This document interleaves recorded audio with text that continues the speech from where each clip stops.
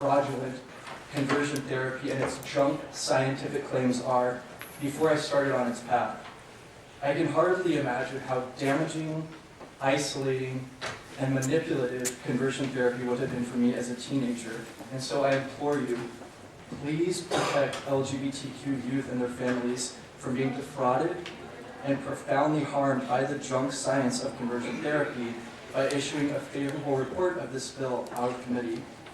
You can help protect LGBTQ youth and their families today by making a clear statement that the only place for conversion therapy is in the wastebasket of history. Thank you very much for your time. Good afternoon, committee and House Chair. Thank you for having me. It's been a privilege to speak at this hearing numerous years in a row.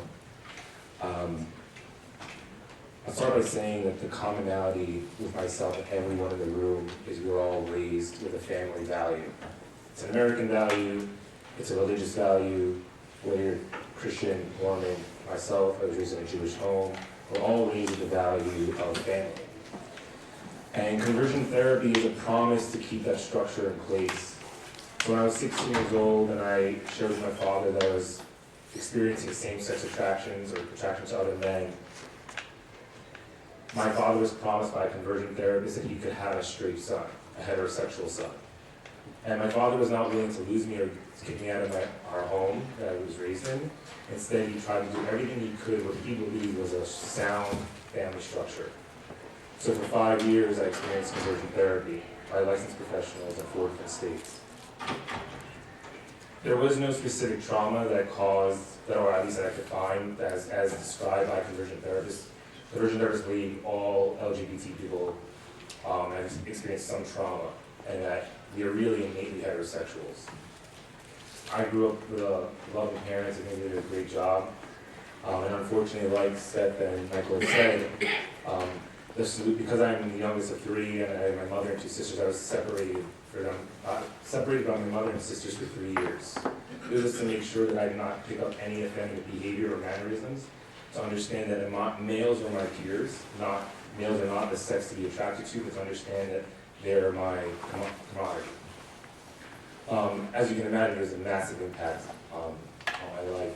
I contemplated suicide for 2 years, and I'm very thankful to be here. I have a minute left. We did a study with the Williams Institute at UCLA. 700,000 people in the United States have been through conversion therapy.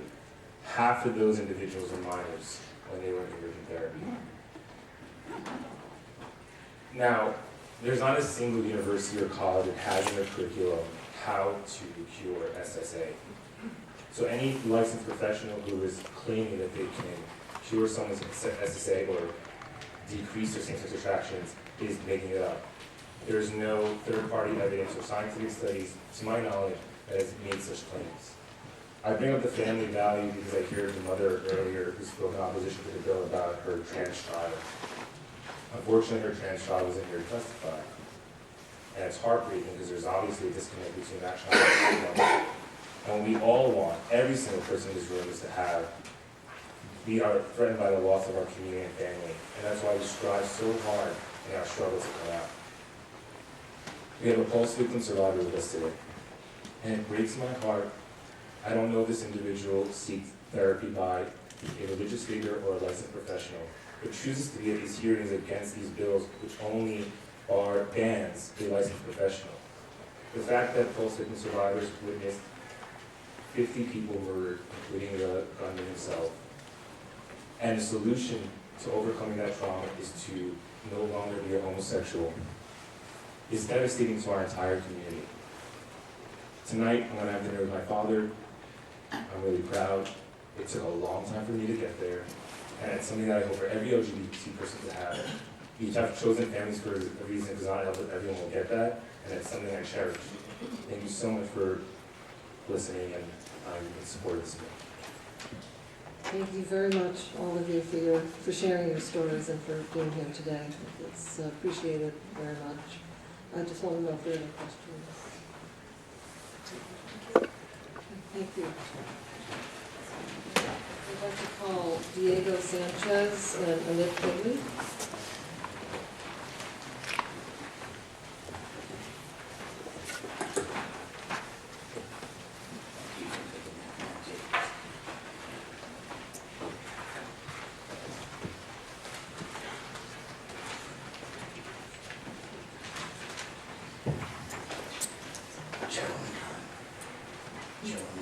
Yes.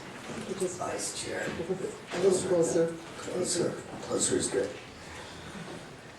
Vice Chair and committee members, thank you for holding this important hearing. I support H-140, an act relative to abusive practices to change sexual orientation and gender identity in minors.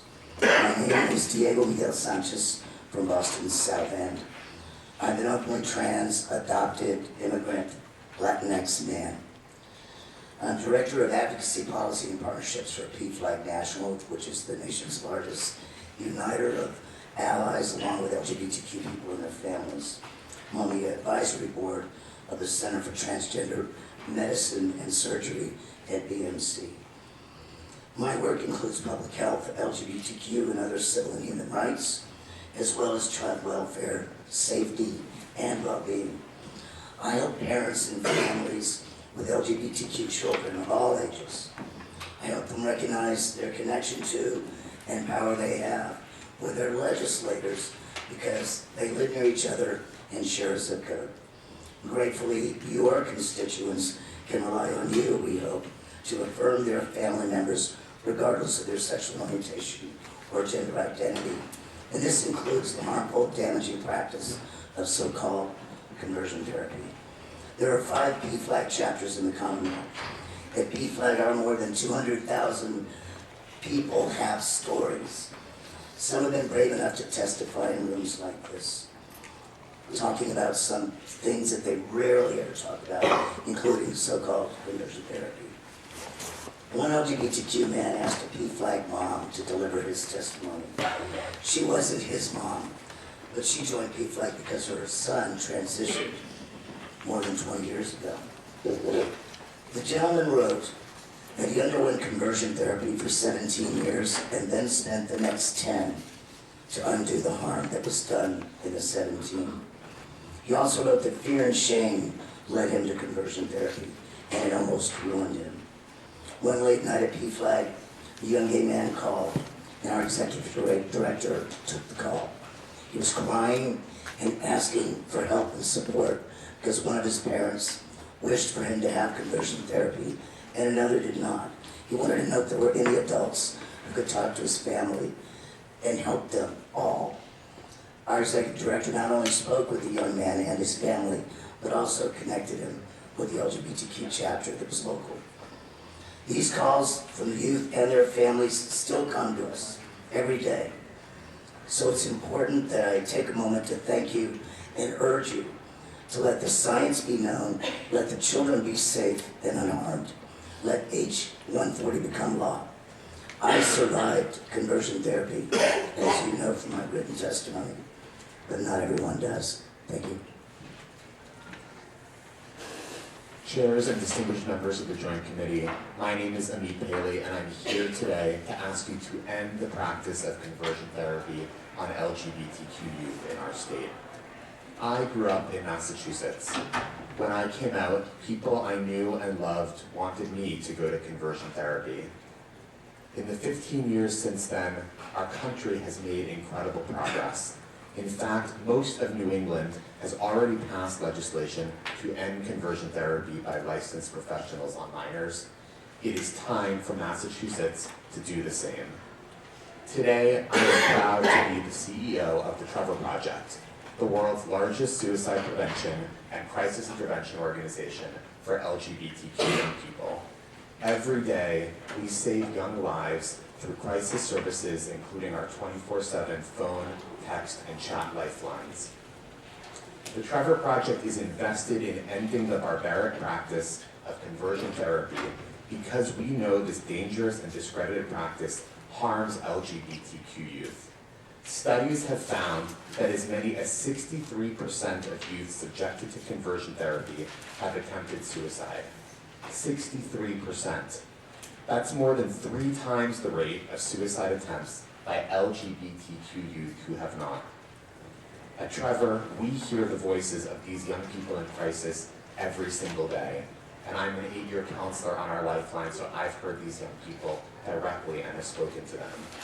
Some LGBTQ youth call us because they are in conversion therapy it is not working, and the feelings of isolation and failure that they have contribute to their suicidal thoughts and behaviors.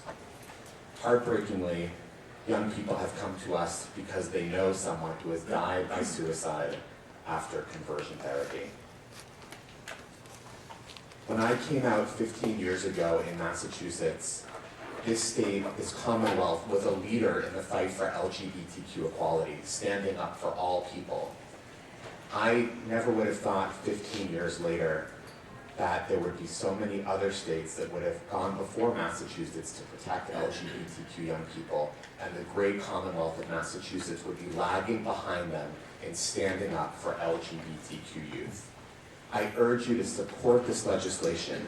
It will protect thousands of youth in the Commonwealth of Massachusetts from very real harm, and it will send a powerful message to LGBTQ youth in Massachusetts and everywhere, that they are beautiful the way that they are, that people care about them, and that they are perfect just the way they are. Thank you so much. Thank you both for joining us. Are there any questions? Okay, seeing none, we'll move on. But thank you very much. So I have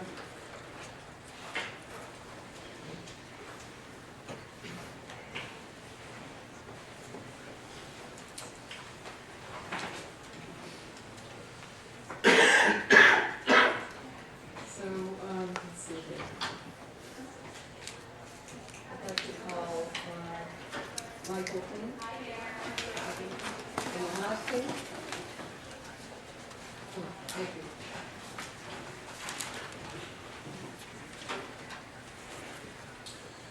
Good afternoon, my name is Michael King, here to oppose this bill, H-140. I want to read the testimony of a mother in Massachusetts that she sent to me yesterday.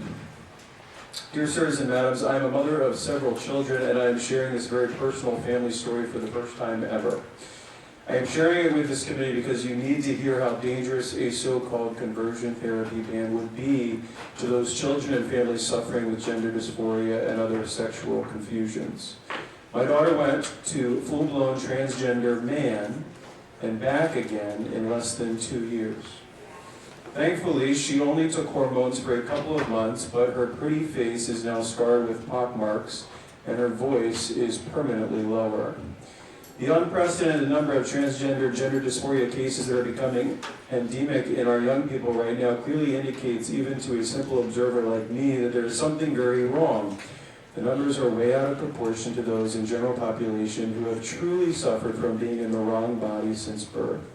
I don't think anyone would disagree that these cases, though rare, certainly are real.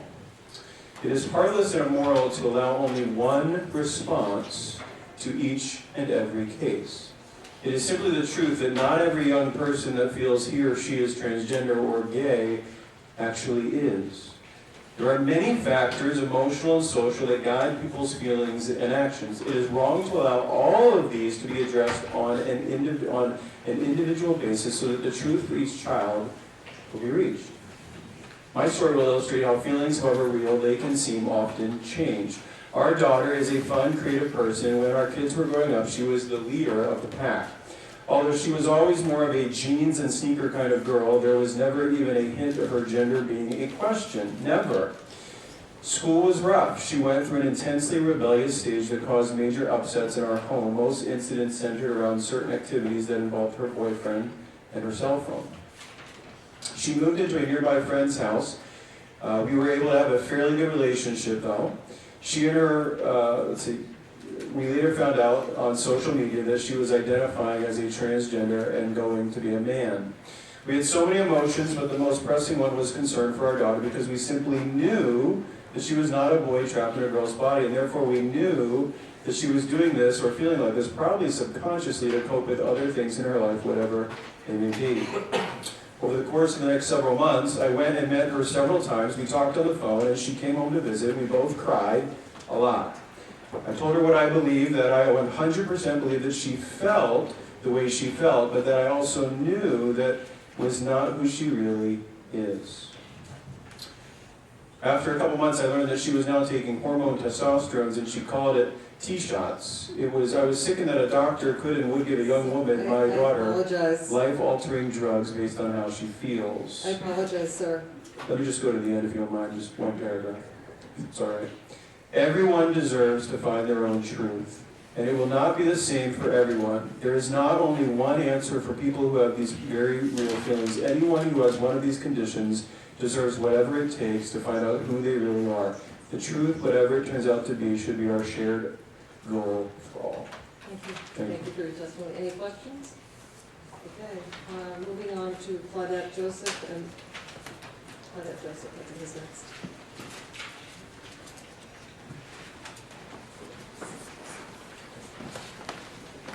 Good afternoon. Just pull the microphone closer to everybody. Good Thank you. afternoon, everyone. God bless everyone. Okay, I'm here to oppose 140, page 520. And I'm here because I believe that the counseling ban is detrimental to parents.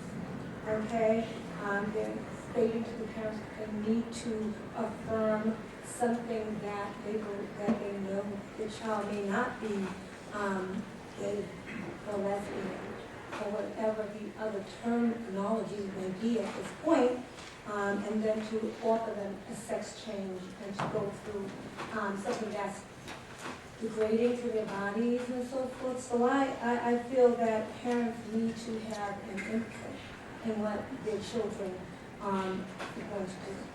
The second part is the mental health aspect of it. It states that the mental health practitioners cannot explore sources of the client's feeling. And so for me, I feel that in regards to a person feeling abused or sexually abused, we don't know what the problem may be. And so we need to go and dig to that core. I deal with some people, and some of them are trans, some of them are different sexual orientation. However, what I've learned from them is that they've been abused while they were children. And as a result of that, that has caused them to go into the lifestyle where they are at this particular moment. And so I feel that we need to spend more time trying to uncover actually what has happened to these children. And if, in fact, that there are pedophilias, that there are pedoclasts, and that there are different people, incest and so forth going on in these families, that needs to be addressed, or whomever. It could be a person that they believe or trust in. They need to find out what's going on so that this issue can be resolved. It's not one day you wake up and say, I am gay. It's just not going to happen like that, okay? And so it has to be something that's triggered. Now, the other part of that is children are being taken away from homes from the DCF by DCF. And so that's another part of this bill, and now you're saying, okay, parents, you don't know what you're talking about. And so therefore, if you don't want to do what we tell you to do, now we're going to have to take your child away, and we're going to put him or her in another home that may or may not be dealing with that. And I have an issue with DCF as well, because in the DCF, there are different issues that go on in DCF, which means that we have children that are being abused sexually and so forth. So we have to really think about these situations before we just jump in head on. Thank you very much for your testimony. Are there any questions? Okay, seeing none, thank you. And I'd like to call Roy Owens.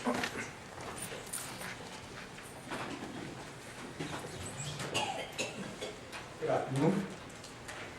I'll be trying to be quick. What I'd like to do is just say Senate Bill 70, I'm trying in opposition to Senate Bill 70, but parents simply are trying to assist their gender-confused children by requiring that any counseling, specifically talking about therapy, that receive a firm liberal gender ideology and sex change.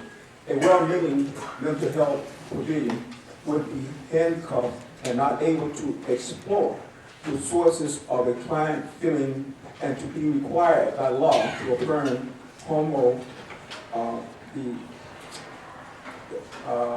I think it's word under HOR, homotherapy, sex change surgery. regardless the view of the parents or what it is in the best interest of the child. What I like to say, and I would just like to use some testimonies real quick to give you where I'm coming from. Because when the laws that you're passing, it has a deeper impact on all the children, especially women's. And I like to read this from, I think it's Martin Navajo. Y'all know what I'm talking about? That's okay, anyway. During the 80s, she was outstanding leader for transgender and gay rights movement when she was younger. However, as older and wiser adults, she is singing a different tune. The rules on transgender athletes rewarded cheating and punishing the innocent. Letting men compete as women simply if they change their name and take hormones is unfair. No matter how the attitude the athlete may throw their weight around. And she goes on to say, shortly before Christmas, I evidently stumbled onto a mother and a father of a spat about gender and fair play in sports. It began with an inactive and a tweet that I wrote in a series of forums dealing with the subject. You can just proclaim yourself a female and be able to compete against women, I tweeted. There must be some standards to have a penis, she says, and compete and compel as a woman would not fit the standard. And it's anyway, she goes on to say that what is happening also that in Connecticut, as you know just now, because the women who had practiced all year long, young ladies in school, because of the male agendas that was now active and full-blooded, they all won the number 1, number 2, and number 3. They won the championship trophies. And so the women are now, they're in Connecticut, because they've been into the program a long time, about therapies, the programs you right here. What happened is that the men's are now taking over all the programs of the women's program. And so they're saying, they're collecting, they're asking that the law be changed. What I'm trying to ask you today is not to pass laws like they did in Connecticut. Now all of the girls are not able to win. Yeah, I apologize, we cannot just, so you can hand in your testimony. Okay, thank you very much. You should have had- Go down at the end. Okay, thank you very much. Okay, Representative Kearney and Representative Lindsay.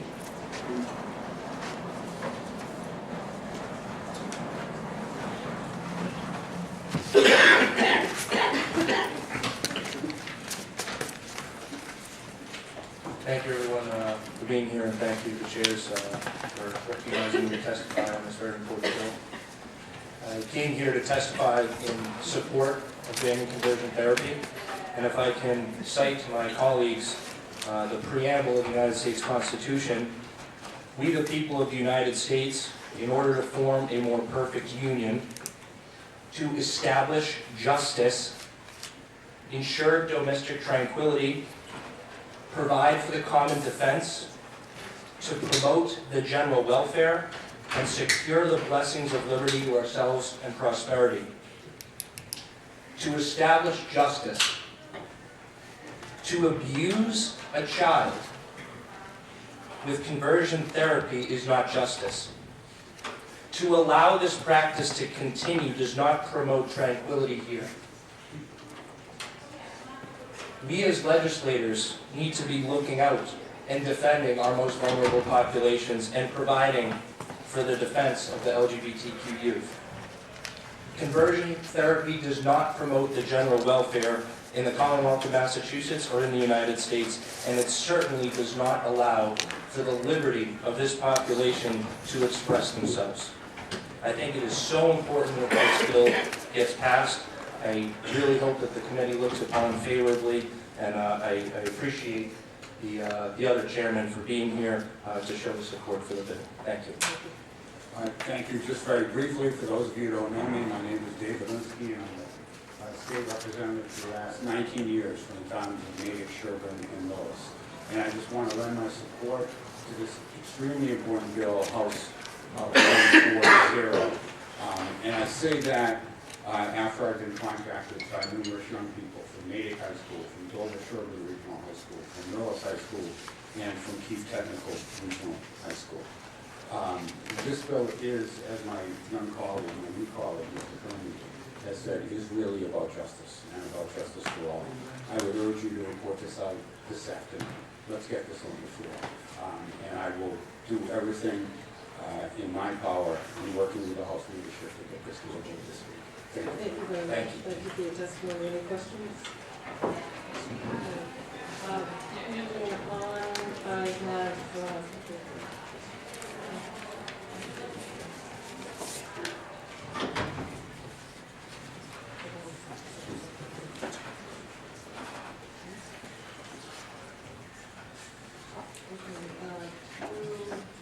berries. Are you the town? Yes. Okay, so that's Liz Berry and Ken Lewis. And I just want to make an announcement. So after you testify, we're moving over to lift the cap. We have legislators coming in to talk about lift the cap, and then we'll come back to the material. Madam Chair, excuse me, are we coming back to this? Is that what you said? Yes. Thank you. Hi. Thank you, Madam Chairpersons and committee members. Thank you for your time. My name is Ken Williams, and I'm here today because this bill is a very personal issue for me. I was confused about my gender, not fitting in with boys or girls my entire childhood. School days were humiliating.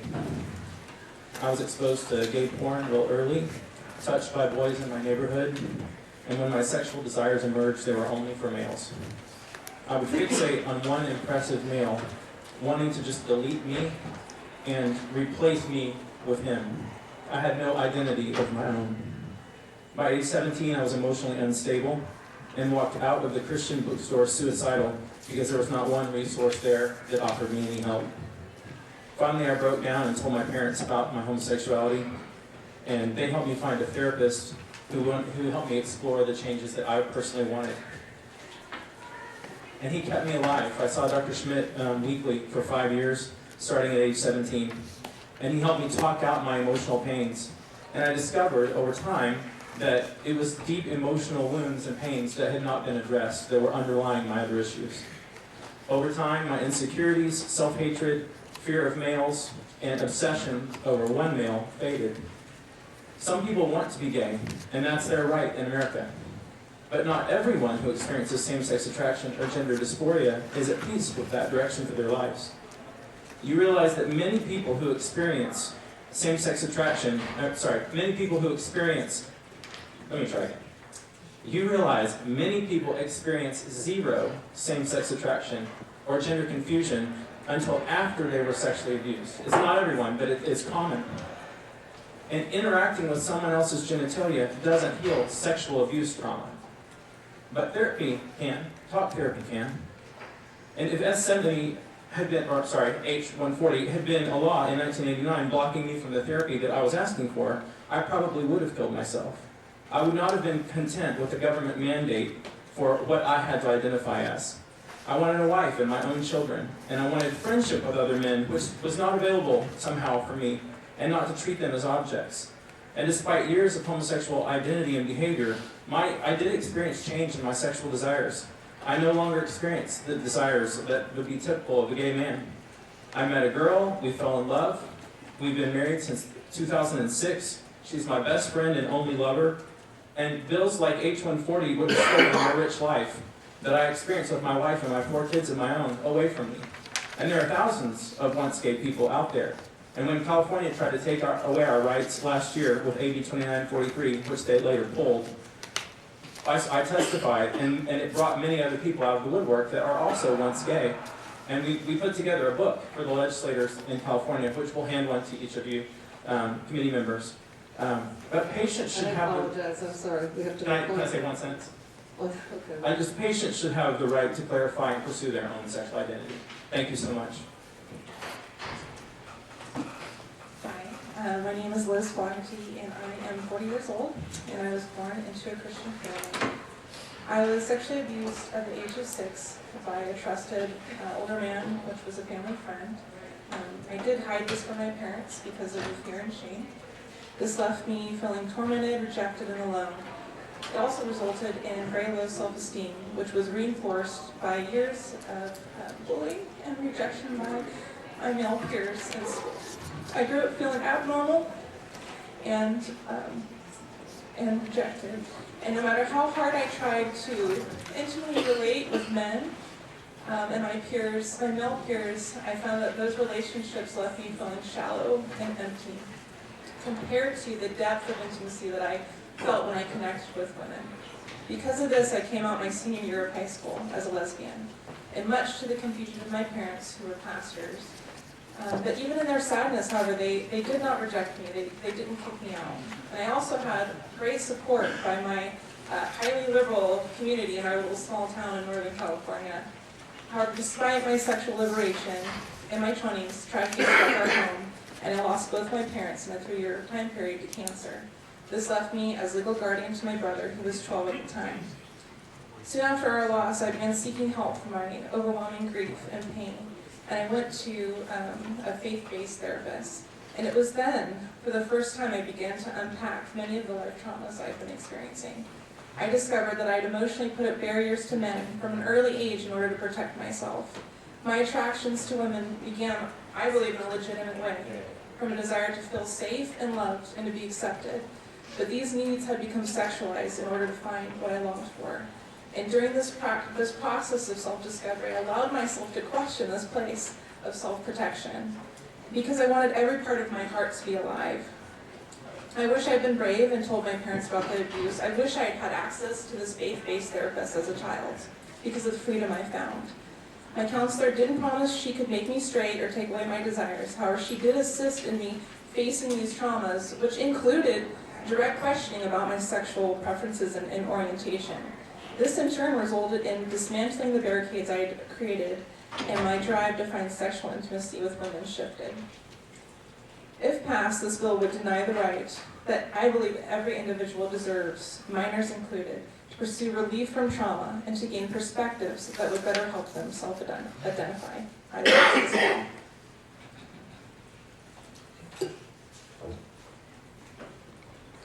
Hello, my name is Drew Berryessa. Thank you for allowing us to share our stories today. I am a pastor, a husband, the father of 3 beautiful daughters, and I left behind a gay relationship and a gay identity over 20 years ago. I first recognized that I was attracted to the same sex at 12 years old. I struggled deeply with my same-sex attraction, not because I feared any rejection from my family, but because I did not want to be gay. These attractions were in direct conflict with my faith and my desire to marry a woman and have kids someday of my own. I wanted that family. It wasn't until I was 22 years old that I finally found counseling and support to help me with my sexual struggles. I wish that I had found that counseling when I began to struggle with my orientation as a 12-year-old. I can tell you honestly, it would have saved me a mountain of hurt and destructive behavior had I found that type of help earlier in my life. Without that help, I would not have become a husband to my wonderful wife, Suzanne, of 15 years. Without it, I would not have my 3 beautiful daughters. And because of my sexual attractions being in such direct conflict with my faith and deeply held beliefs, I would not have pursued my calling as a pastor without that help. In the APA Handbook on Sexuality and Psychology, Dr. Lisa Diamond, one of its editors-in-chief and a self-identified lesbian, states that it is critically important for clinicians not to assume that experience of same-sex desire or behavior is a sign of latent homosexuality, and instead allow individuals to determine for themselves the role that same-sex sexuality in their lives and identity form. Also in her research on sexual fluidity, she states that sexual orientation does not come in 2 types, in rigid sets of exclusively homosexual or exclusively heterosexual, and that most people find themselves in that sexually fluid middle ground. Passing HB 140 or SB 70 would essentially be discriminating against those that are legitimately wrestling and with conflicting desires. It forces a conclusion on these individuals that there is only one outcome for their sexuality, and that just isn't true. It certainly wasn't true for me. How can a person be allowed to determine for themselves the role affections or desires play in their identity if they're not given the benefit of therapy that would allow them to explore the full possibility of sexuality and identity, whether that be toward a homosexual identity or a heterosexual identity? Please do not discriminate against people like me. Please do not remove client autonomy from those with unwanted same-sex attraction or gender struggles. People should all have the right to choose their own path and not have those rights stripped away. And parents should not have to fear retribution from the state if they are wanting to find help that their children want in pursuing help with unwanted sexual desires. I'm sorry to interrupt. I'm all done. You're welcome to I'm submit all your done. testimony. Thank you Thank very you. much. Thank you all for sharing your stories. I very much appreciate that. And I just want to ask if there are any questions. Yes. As I mentioned before, I used to run an organization for LGBTQ middle and high school youth. And when they encountered folks who had made different decisions like yourselves at things like Youth Pride, or people that didn't share their values, or hollered at them from the side of the street, my advice to them was always, take a deep breath and walk away. It's not worth engaging. You're not going to change minds. But I'll admit, fast forward a couple of years, now having a seat at the table, with kids in the room that are hearing what you're saying, it's hard to be quiet. You're adults. This is America. You've made choices for yourself. I'm happy that you're married, you have 3 beautiful kids, you're an ordained minister. I have the same, an ordained minister with 3 beautiful kids. I'm also gay. I have a husband. And we've made different choices in our lives. Many of you have alluded to going to religious therapists. I just want to continue to reiterate that nothing in this bill would force your religious leader, would force your church to adapt any different message. It wouldn't force them to adapt a radical, inclusive message of Jesus. It wouldn't force anything upon them. They could continue to be ministers, preaching what they want to preach and teaching what they want to teach. But the thing I think that hurt me the most to hear was the continual association with sexual orientation of being gay and trauma as a youth, specifically being molested by a man in one's life. This stereotype has built and built and built so much that I think it's so important that we all confront it head on, because LGBT folks are not child molesters. We are not created because of the indecent choice of another person. Sexual assault is not something to talk about so freely and flippantly. And I take offense, to be honest, with the idea that people are gay because their genitals were touched at a point in their life that wasn't of their choosing.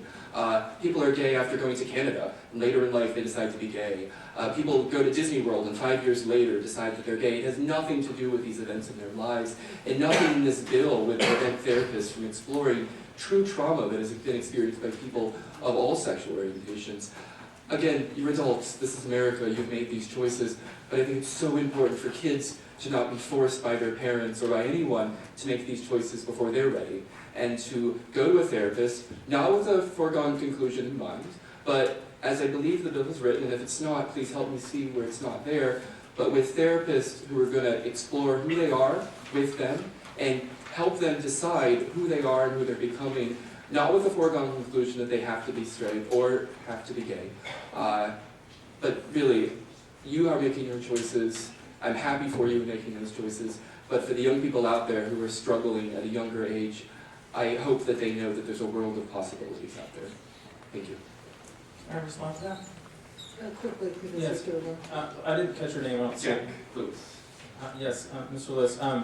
It felt to me, I appreciate the sensitivity here. Like, I certainly know what it's like to be mocked, ridiculed, all of that. We love gay people, we love LGBTQ people. We're advocating that there should be rights for people to determine whatever path they'd like to take.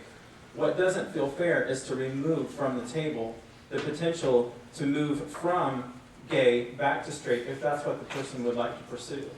And it's a, in the nicest possible way, it felt like you were just saying to me that I shouldn't have a right to share my own story.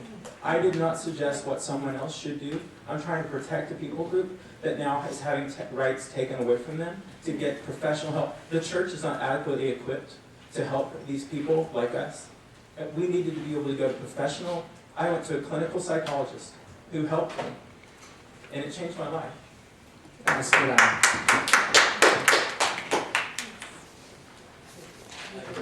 Sorry, I just have a question. Are all of the witnesses, are you residents of the Commonwealth? No, I'm native of California. Okay, where are you from? Nashville. Oregon. Oregon. Thank you. Okay, thank you very much. Okay, so we are going to take a little break here, and we have a number of witnesses who can testify on House 104 and Senate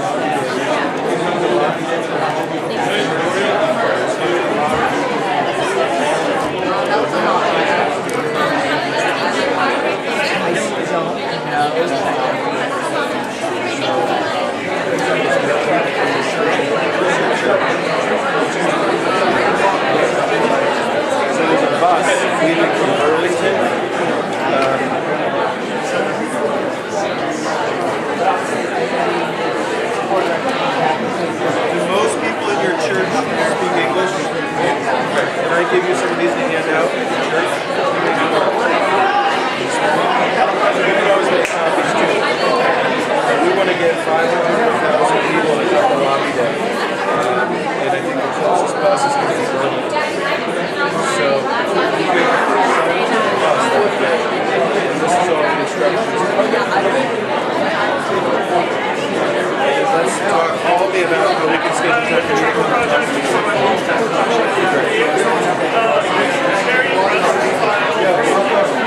wanted to make sure that I reached out. And also let you know that if you're interested in being part of the project,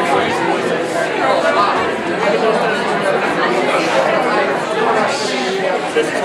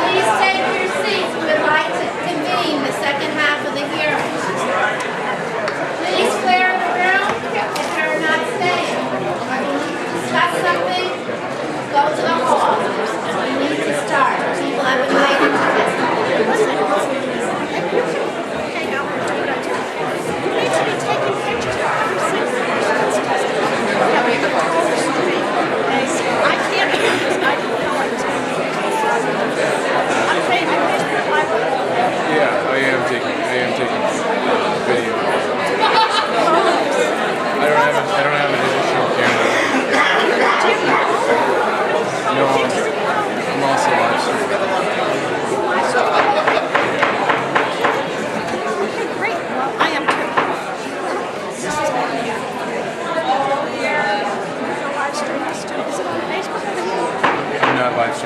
There, everyone. Then we're moving to lift the cap, to hear from legislators, and then we will be going back to the ban on conversion therapy. So we are able to extend our time until 3:15. So I appreciate everybody's patience, and we will be continuing on now until 3:15. So thank you all for being here, and let's go. So we are, before I start, does someone drop the phone? Is anyone here? I'll leave it here. Okay, so we're going to hear from a number of legislators, but more specifically, Representative Decker and Senator DiDomenico. And we're going to be talking about Lift the Cap, House 104 and Senate 37. And I want to thank all the legislators who have appeared here to be supportive of these two bills. Thank you. Thank you, Madam Chairwoman, and members of the committee. I want to thank you for your the speediness in which you've actually had this hearing today. I want to thank you for all of your incredible support on this issue, and I particularly want to thank you for your relentless leadership on the conversion bill, allowing this to continue as essentially state-sanctioned child abuse. And I really appreciate the courage that you have in really pushing this forward, and I thank you, and I want to be on record as continuing to support it. I would say today, we're here today, and I'm joined by my incredible partner in the Senate, and I also like to say my classmate, he's older, Senator Sal DiDomenico. We're here today because with the tremendous support of people around Massachusetts, last year, not once, but twice, we were able to get the legislature to enact lifting the cap on families. And for those who haven't been around, who are not sure what that is, this was a really punitive measure that was taken across the country. Massachusetts was not immune, which essentially said, we're going to teach poor women to stop having children. I don't know about anyone else here who grew up in poverty, but as someone who grew up in public housing, my mom certainly did not get the business plan that said, have more children, you'll get rich. And the campaign that we did over the last 2 years with community members from around the state talking about what their struggle, what their story is to be poor, right? Families who have children who, if you have a child after you've started receiving some government assistance, you were capped. You were not able to get additional assistance for each child. So that essentially means that you have a child who's in a soiled diaper and you have very limited resources because you are struggling to get enough food into those bellies, that you allow them to sit in those diapers and they soil longer, and children eventually get sick and end up in a hospital to see their pediatricians. I don't think we can absolutely, we can calculate the cost of poverty onto our healthcare system and all of our social service systems, but the idea that we would actually deny children who we know are economically qualified to receive additional assistance, and we don't because of an archaic policy that over 20 years ago said we need to teach poor women a lesson. Well, we know two things. It was a failed policy. It didn't work. Women continue to have children for all the reasons that those living in poverty and those who aren't in poverty have. And I will say that I'm so grateful to you for your leadership on this as a committee woman chair this last session. I am eternally grateful to Speaker DeLeo, whose leadership and whose persistence on pushing this forward. We have a governor who twice vetoed this. Twice he vetoed this. We were able to override it the first time, and by the second time, he knew he would no longer be in session. My colleague and I refiled the bill, and we're asking you to move this bill forward. We want this to be passed through the legislative process, through the bill process, because what's important in here is it also provides retroactive benefits. These families would have already received their first month and probably their second month of additional support that they need had our governor not vetoed it twice. Twice Governor Baker knew we would come back. He knew these families would receive support and the resources, yet what he did was just deliberately and consciously delay the support that families desperately need. We are not going to balance budgets. We are not going to save money on the backs of those who are already the most impoverished in our community. In fact, ultimately, by not serving their needs, it costs the state more money. So I would ask that we continue to move this bill forward so we have the opportunity to pass it a third time. And I believe the third time will be the charm. And it will be interesting to see where the governor continues to stand. Does he stand with the needs of those around our state as he has chosen not to? Or will he finally understand that this is the direction that we're moving in and not cause us to have to actually override yet another veto? Thank you, Madam Chairwoman, and I want to thank all my colleagues who are here, and maybe after my colleague Senator DiDomenico speaks, we could also just quickly introduce who's here with us today. Thank you, Representative Becker, and through you, and thank you to Madam Chair, Madam Vice Chair, and all members of the committee. This is a very important bill, but actually before I go to the bill, I also want to commend you for the conversion therapy bill as well, and go on record as supporting it 100%.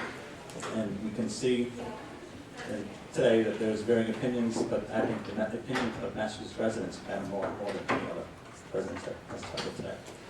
But I do want to go on record as well, supporting this bill, and also conveying the message that my colleague has said, that this is an important bill for so many reasons, and families are depending on this legislation, because the time is now to act. And I also want to thank you for taking this up very quickly. The very first hearing, having this on the agenda, is a testament to your support for this bill and the widespread support we have in the legislature. And as my colleague said, this has passed multiple times. Through the budget process, we've been able to get this passed twice, and we've also been able to override a veto and then time right out on the process. So this is our opportunity to right a wrong. And right now, 17 states currently have a cap. And if you can believe it, we're in the same category as states, and I won't disparage any states, but Arkansas, Mississippi, North Carolina, and other states as well. But we are a progressive state. We are a state that stands up for our residents. We are a state that lifts up families. And now is the time to not just talk about it, but to act on it. And it is our hope that through this process, and we have multiple vehicles that are happening right now as we speak, but the goal at the end of the day is to have the House and the Senate be on record and passing this bill and making sure that we understand how important this is going forward for our families. So the end game is very important to us, and getting this done quickly is very important to us. And we understand that there's a lot of moving parts. We understand that the legislature is supportive of this issue. And we have to, I'll just say this. I am a father of 2 boys, just as many of us in this chamber have children. And we cannot fathom, as parents, or knowing other parents who have children, being aunts and uncles, of punishing children because of their birth line, when they were born, and punishing families, and allowing us to, as a state, to almost encourage that through this very, very negative policy. We're not doing our job if we don't pass this quickly. So it is my hope, and it is my goal, and I know all of our colleagues standing behind us, and many more who've been co-sponsoring this bill. We have dozens of co-sponsors on this bill. I don't think this bill has as many people supporting this in the building, and many advocates who are here behind us who've been working for months, for years on this bill, making sure that we understand how important it is to them as well. Thank you, Madam Chair. Vice Chair. So I just want to, you all might want to just introduce yourselves, and then I wanted to make a comment. So. I want somebody, sorry. Jim Hawkins, Attleboro. Jack Lewis, Framingham, and Ashland. Tom Lynn, 18th Alexander, Ward 142 in Boxford. Tommy Vitolo, Brookline.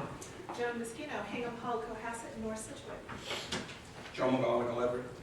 Sandy Codere, 14th Middlesex, Acton, Concord, Carlisle, and Chelmsford. David Linsky, 5th Middlesex, native Sherburne Law.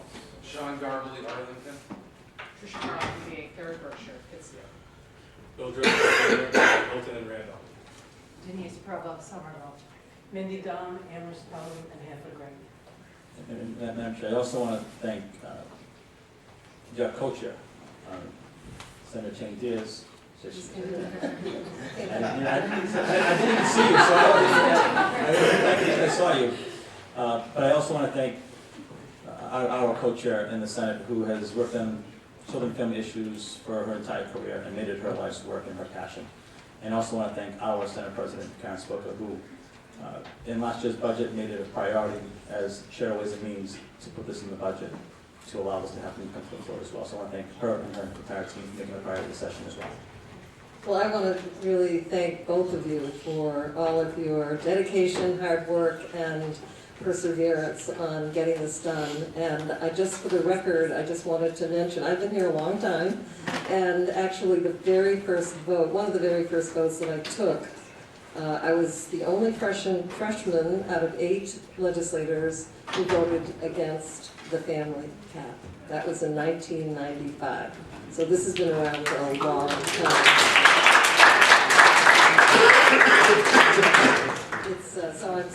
I'm so grateful that you have put in this effort, and I know it hasn't been easy at all. It's been a long haul. So very much appreciate all of you for helping here and being supportive. Thank you. And does anyone else have thoughts or questions? Okay. Thank you. Thank you.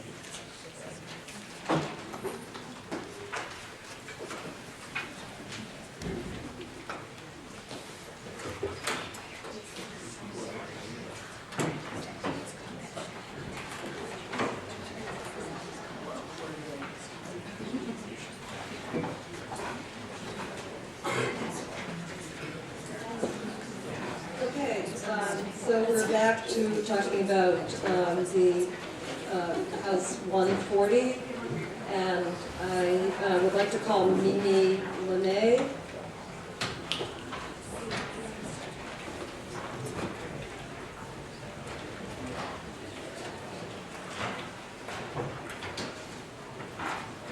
Chair Khan, Welcome back, right here. my co-chair. You are here. Chair Khan, Chair Shantias, members of the Joint Committee, thank you for the honor of testifying before you today in support of H-140. My name is Mindy LeMay, and I'm the proud parent of a 9-year-old transgender son. I well remember the days and months leading to our son Jacob's transition, when our happy-go-lucky little boy transformed before our eyes into a moody, anxious, and withdrawn child, who insisted time and again that we had made a mistake. He was not a girl, he was a boy. My husband and I found ourselves in a place of confusion and eventually fear. The confusion came from trying to figure out what was quote-unquote wrong with our child. The fear came from uncovering a possible solution. Our son might be transgender. My husband and I, from the perspective of over 4 years of growth and learning, I now understand that although my son may encounter unique challenges as a transgender individual, he has also been blessed with commensurate strengths, such as empathy and wisdom well beyond his years. At the time, however, I was terrified. I often mull over those early days of